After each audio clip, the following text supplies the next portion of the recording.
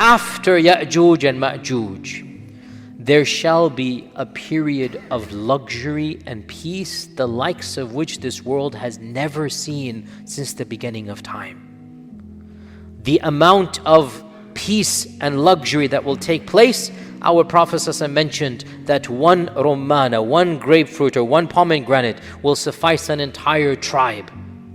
And one shank of lamb will be eaten by an entire subdivision of a city. In other words, the earth will give like never before. And in one version, it says that the snakes will play with the toddlers, and the lions and the wolves. The wolves will play with the lambs, for example. Right? These phrases are found. What we see in this is that after all of that fighting, years and years of Dajjal and Yajuj and Majuj and whatnot, and we don't want to be alive when that happens, those that live through, Allah will give them some peace. And this is the sunnat Allahi fi khalqihi. Inna ma'al usri yusra. Fa inna ma'al usri yusra. Inna ma'al usri yusra. This is the sunnah of Allah. Those people that saw the worst of the worst, and we do not want to be amongst them. We should seek refuge in Allah from living to see Dajjal. Na'udhu billahi min fitnati Dajjal. We don't want to be around when Dajjal comes. We don't want to be here. But if those people that are here, and they manage to eke through those years of turmoil and trial, that generation, then they shall be blessed like no other generation has been blessed since the beginning of time. How long will this time frame be? Some hadith mention 7 years. And are these 7 years or another? Allah knows best.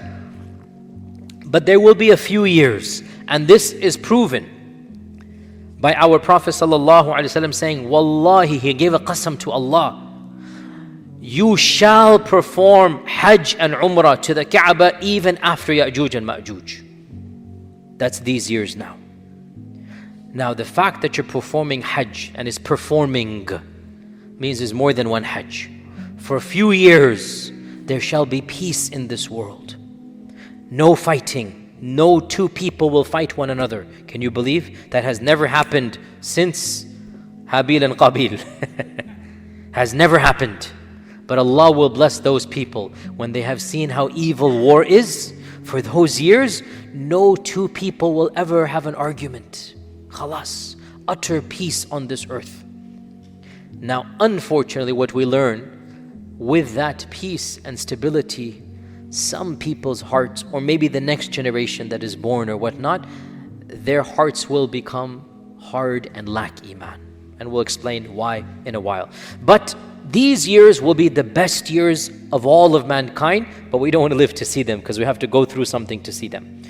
And eventually, something will happen. Isa will either die or whatnot, or Mahdi will die. We don't know when, by the way. And by the way, there are legends found that Isa, we can say sallallahu alaihi wasallam for Isa, we can say rahimahullah ta'ala. All of this is allowed for Isa and for any righteous person, by the way. Isa, rahimahullah ta'ala, and sallallahu alaihi wasallam, no problem, shall, according to some reports, die a natural death and be buried in the hijr of the Prophet sallallahu alaihi wasallam in Medina. Where do we get this from? By the way, this is not an authentic hadith, but there are such a hadith. Of them is the hadith of Abdullah ibn Amr ibn al-As, which is not authentic. I'm going to come to that. That the Prophet sallallahu alaihi wasallam is reported to have said, ينزل عيسى ابن مريم إلى الأرض.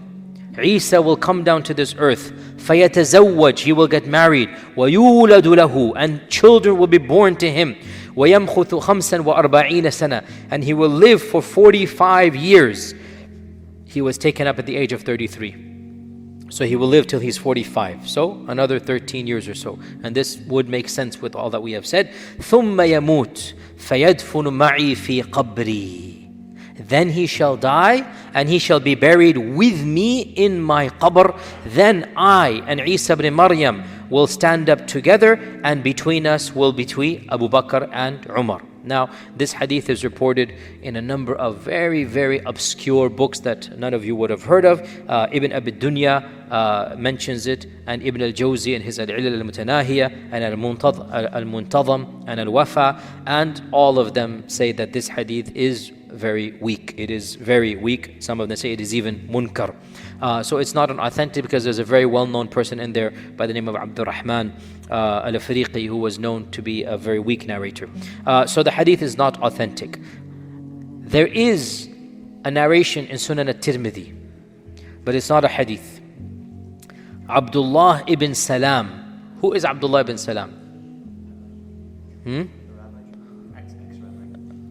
The ex-rabbi of Medina. He was the senior most rabbi of Medina when the Prophet ﷺ came, Abdullah ibn Salam. There is a report in Sunan al-Tirmidhi. You can look this up if you want. It's a very famous book, Tirmidhi. You can find this at home. And I've always encouraged you, look up the books of hadith. Don't be shy to look them up and open. What do you lose? They're not going to bite you. Read them. Get connected to your tradition. Hadith number 3617. Abdullah ibn Salam said. Who said? Abdullah ibn Salam. Not the Prophet ﷺ. Abdullah ibn Salam said, it is written in the Torah, the description of the Prophet ﷺ. And it is written in the Torah, the description of Isa ibn Maryam, and the two of them will be buried together. Who said this? Abdullah Salam. It is not a hadith. Is that clear? Where is he getting it from? His version of the Torah. It's clearly not around in our times, by the way, right? Because realize the Jewish Arabs of that time, they have a different tradition altogether. Their traditions and their calendar is different. We know this. Again, I'm going to my tangents here, but anyway, they are not connected to the mainstream Jewish diaspora that was alive at the time. They have been disconnected for a few centuries or a few decades, at least a century, and so their beliefs and their books are slightly different. And that is very interesting, because then we get a window into a preserved Judaism that didn't exist in Babylon or in other places in the world, or in Jerusalem as well. But apparently, Abdullah ibn Salam has some books handed down generation to generation that the rest of Jewish folklore doesn't have anymore. And in it he is saying, I am telling you that Isa and Muhammad are going to be buried together. One of the narrators of this hadith, the third narrator from Abdullah ibn Salam, a tabi'i, he said, and there is still a space in the hijr of the Prophet that can accommodate Isa ibn Maryam. Now that is a fact. That is a fact. What is a fact? That in the room of Aisha, the three bodies are this way, and there is one portion that technically there is still space for one more body over there. That much is a fact. Whether it will be Isa or not, we say, what do we say? Very good. You guys are learning. Allahu A'lam. There's nothing authentic, but Abdullah ibn Salam is no joke. He is the chief rabbi, and he is saying, I'm telling you the two will be buried together. So Allah knows best. So perhaps Isa will die a natural death, and perhaps he will be buried in Medina, or perhaps that is not going to happen. Now what's going to happen with the followers of Isa, the righteous Muslims? This is where the end of times, the actual end of times begins. And it will begin with a very peaceful ending. What is that peaceful ending? Sahih Muslim reports from Abu Hurairah that the Prophet ﷺ said, Allah will send a wind from Yemen that is softer than silk, that shall not leave anyone that has an ounce of iman in his heart, except that he shall pass away. Peaceful death. Hadith is in Sahih Muslim.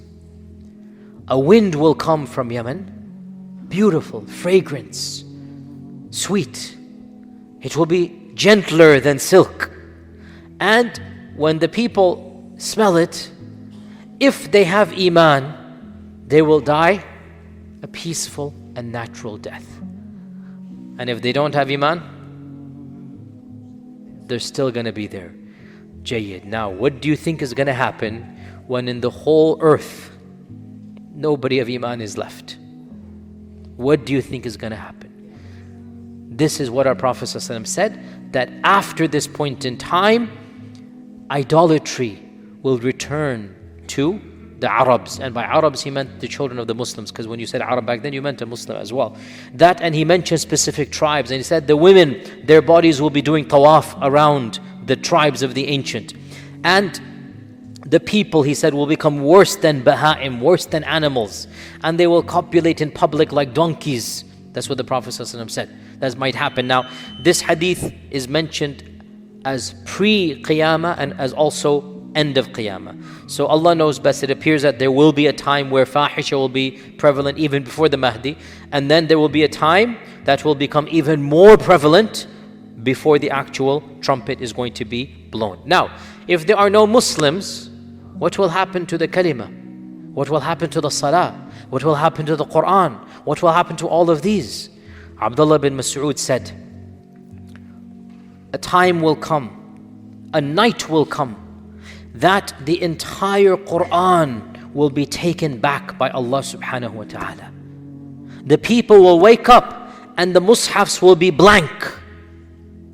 And there will be no one with the Quran in their hearts. This is a report in Musnad ad-Darimi.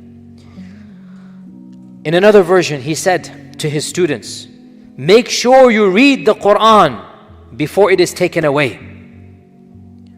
The students said, oh teacher, these mushafs, how can they be taken away?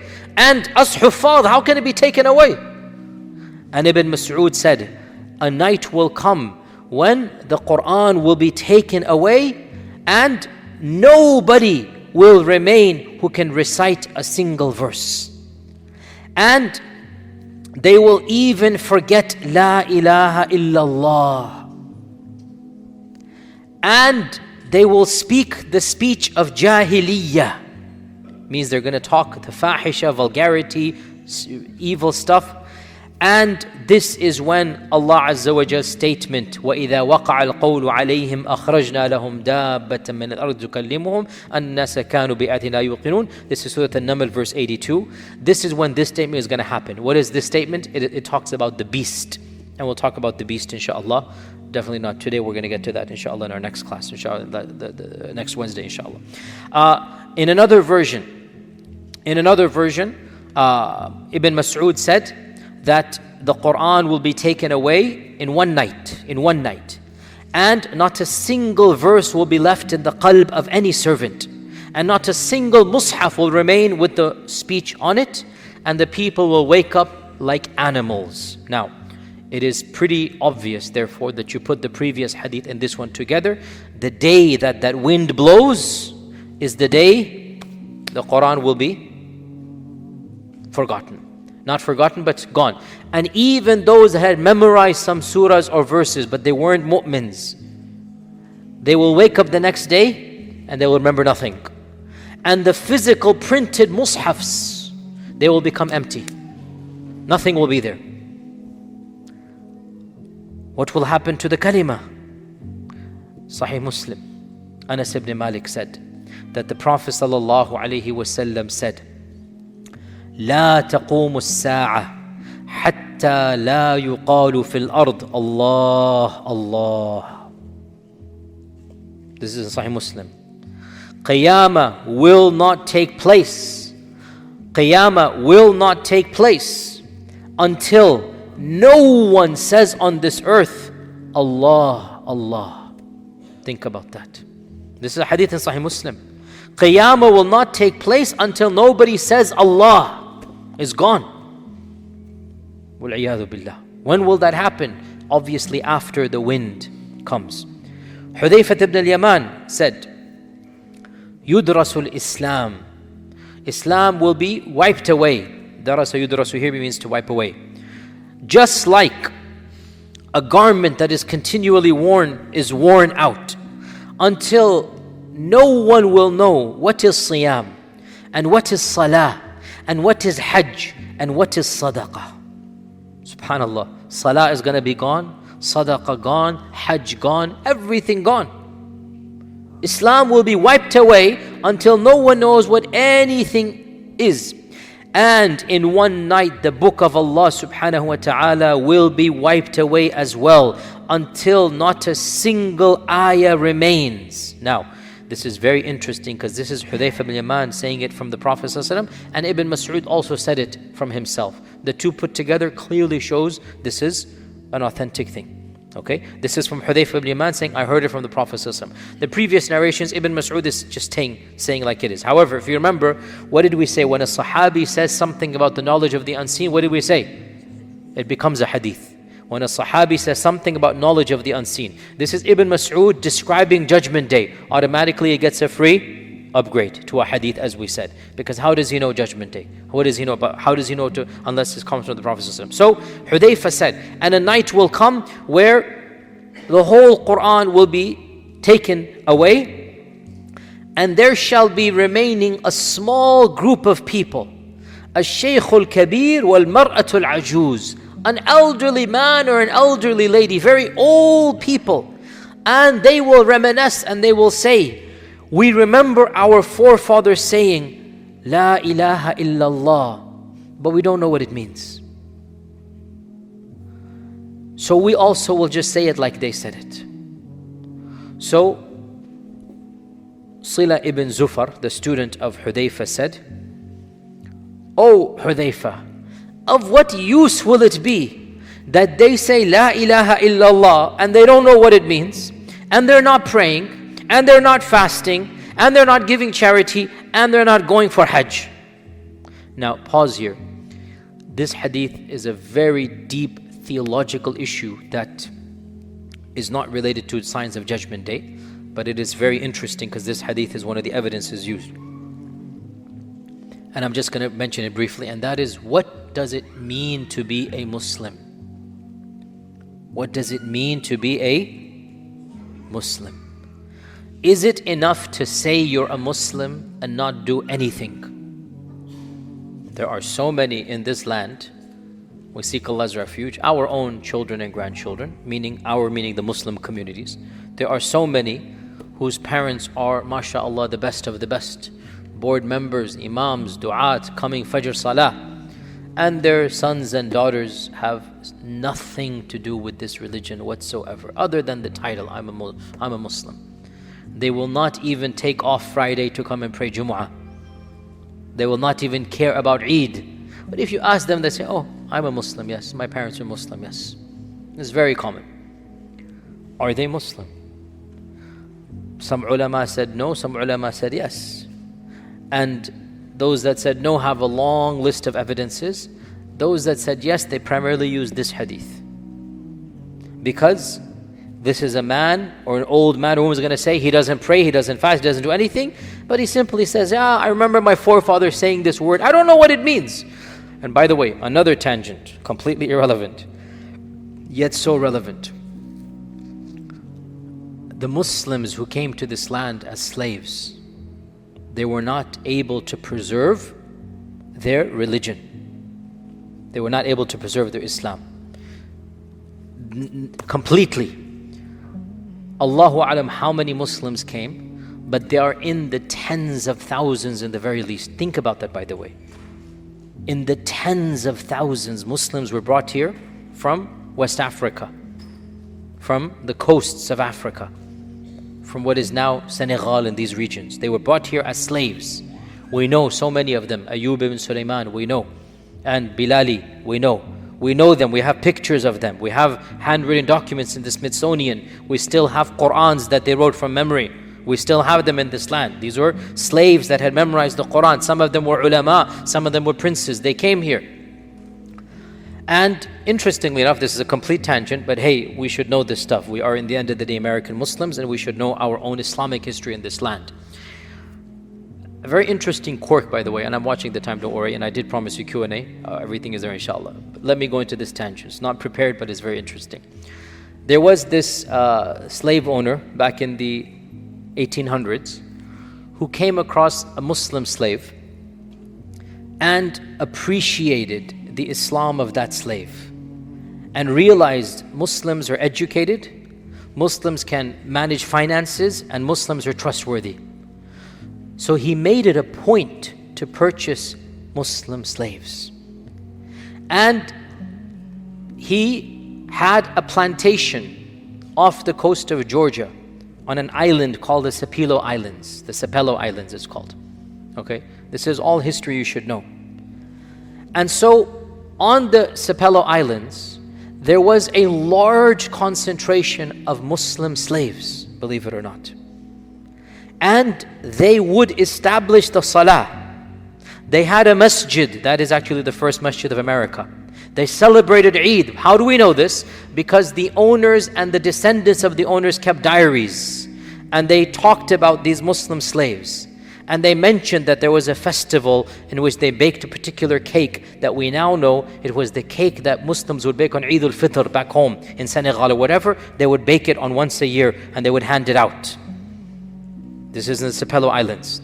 So this is in the 1860s, 1870s or so. Okay, obviously slavery is abolished, everything changes, whatnot. Okay, Sapelo Islands remains disconnected from the mainland.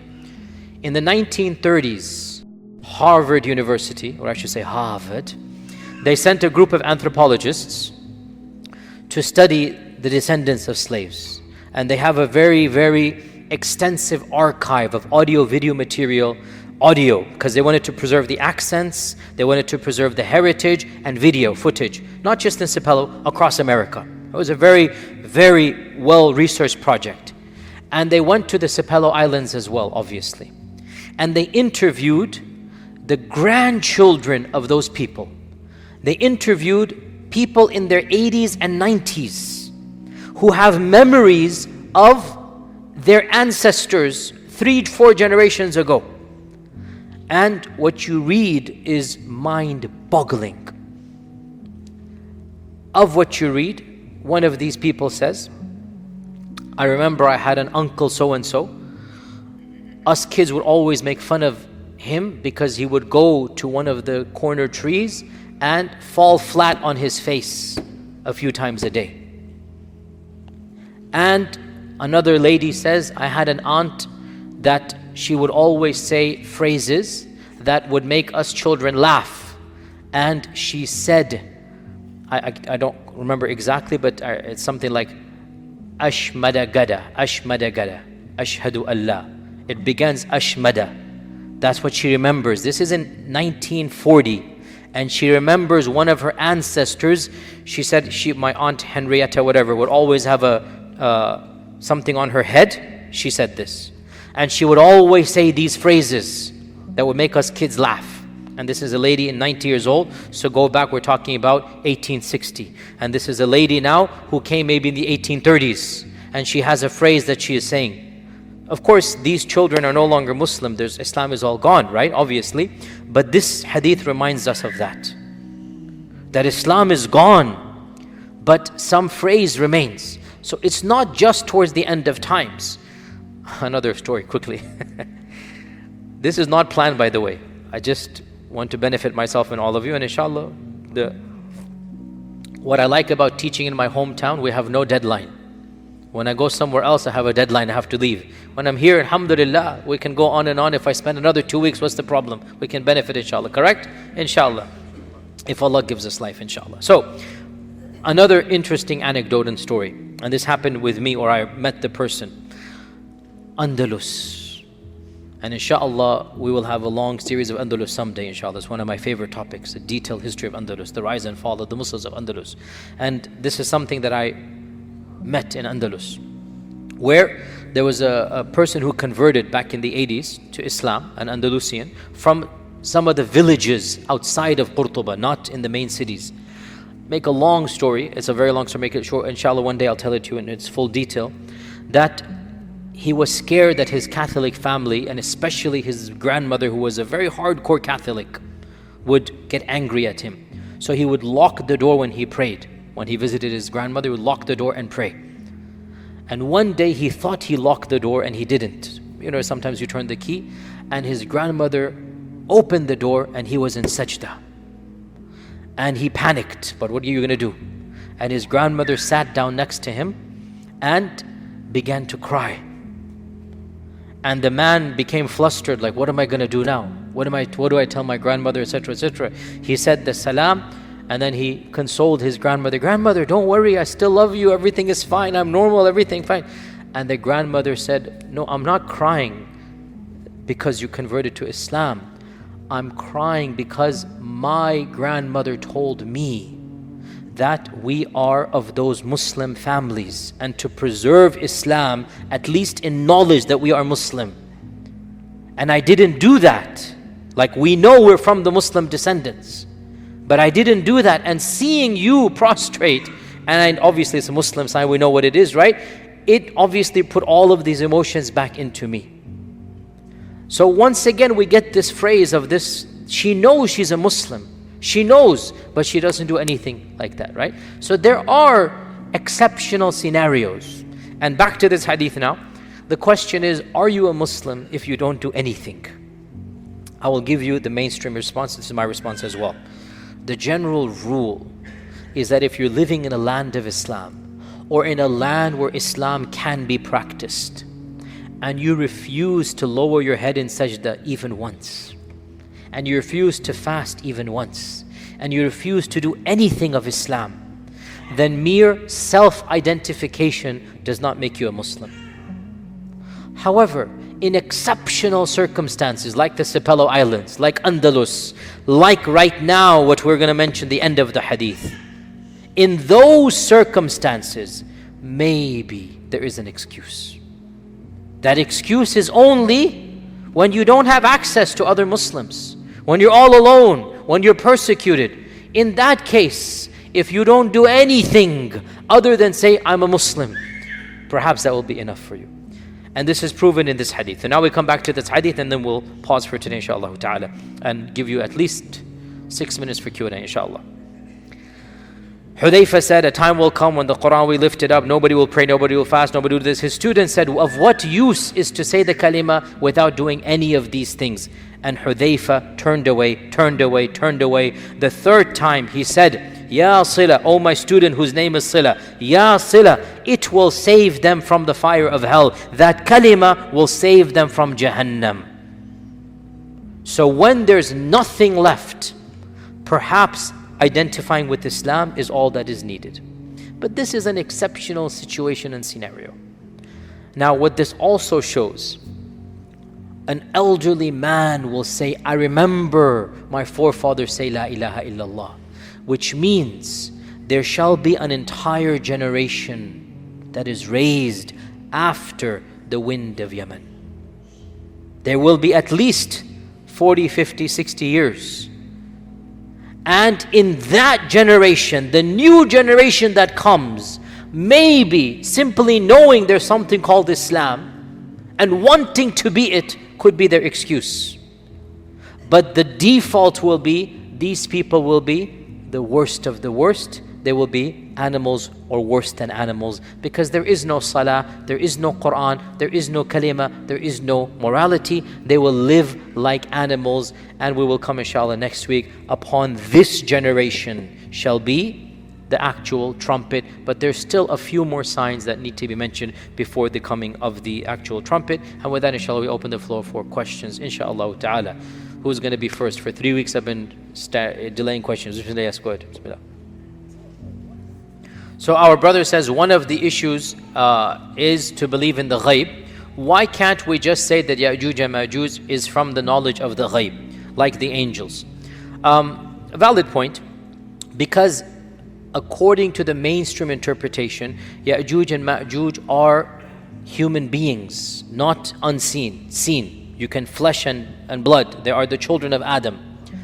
And my point that I said last week, are we required, is the Quran and Sunnah explicit and unequivocal that there are tens of millions of human beings living behind some wall right now as we speak? And my response was, looking at the text, no. Do you understand this point? If you understand Arabic, taban. Is it qat'iyyat dalala? Is it something that is unambiguous, 100% we have to believe? Because on the other hand, we have some very, very difficult scientific facts to match up with this belief. Our religion does not tell us to be foolish. Our religion does not tell us to discard, because if we did that, we wouldn't be using our computers right now. We wouldn't be using technology. Our religion doesn't tell us to live like cavemen. We acquire knowledge and we use our intellect in a manner that Allah allows us to use the intellect. So if the Quran and Sunnah told us explicitly that there are a million people living somewhere and we don't know where they are, that would have presented us another issue. And we would have said, سَمِعْنَا وَأَطَعْنَا الْعِلْمَ الْغَيْبِ. But when it doesn't, can we then rethink through? Even if it means that we are saying something that our previous generations of scholars did not say. And I don't have a problem with that. And that's what I posited. Now, if you wish to believe what most of classical and medieval Islamic history believed, I don't have a problem with that. Like I said, what can I say? That's your belief. Exactly the point. I agree with you. The brother said, now we know that that opinion cannot be true. Where did you get this from? Our knowledge of modern science. It cannot be true in my opinion and the opinion of anybody who really understands. That's exactly what I said last week. Were you here last week? That's exactly what I said. It is ghaib, but at the same time, when our young men and women come and challenge us, what do we do with this? We have to present an interpretation. I could be wrong. And when it happens, we will see. I don't want to see it. You guys tell me if I'm right or wrong in the akhirah. I don't want to see when that happens. But I'm trying to preserve the iman of our youth in this interpretation. That's my goal. Sisters, any questions? Going once, going twice. Back to the brothers. Bismillah, go ahead. Go ahead. Yes, I did go over it in a lot of detail. If you can listen to my lectures online, inshallah. Go ahead, yeah.